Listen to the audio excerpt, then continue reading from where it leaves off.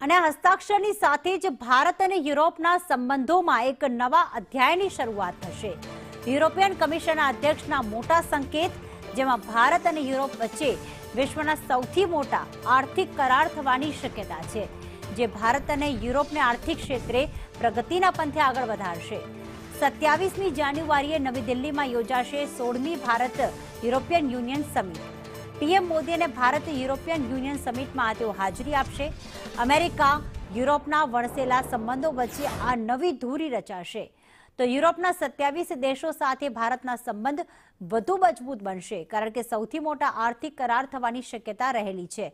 વડાપ્રધાન નરેન્દ્ર મોદી, જે ભારત અને યુરોપિયન યુનિયનની આજે સમિટ થવા જઈ રહી છે, તેમાં હાજરી આપશે.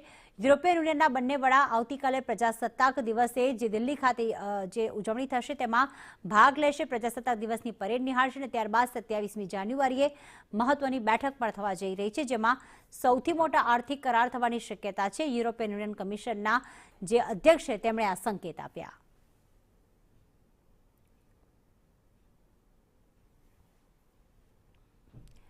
તો વિદ્યાર્થીઓ, સંશોધકો અને વ્યવસાયિકોનું યુરોપ ગમન હવે સરળ બની જશે, કારણ કે યુરોપ યુનિયનના અંતર્ગત આવતા જે 27 દેશો છે તેની સાથે જો આર્થિક કરાર થઈ જશે તો ભારત અને યુરોપના સંબંધો વધુ મજબૂત બનશે.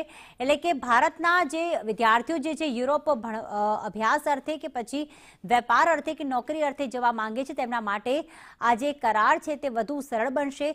સાથે સાથે યુરોપ પર ટેરિફ લાદવાની જે ટ્રમ્પે ધમકી આપી છે તેમાં પણ ફેરફાર થઈ શકે છે, કારણ કે ભારત અને યુરોપના સંબંધ આના કારણે વધુ મજબૂત થશે અને આ સીધો સંદેશ હશે ટ્રમ્પને કે ભારત અને યુરોપ એક સાથે છે, જે પ્રગતિના પંથે આગળ વધવા જઈ રહ્યું છે. ભારત યુરોપના મજબૂત સંબંધથી ટ્રમ્પનું વલણ પણ નરમ પડી શકે છે.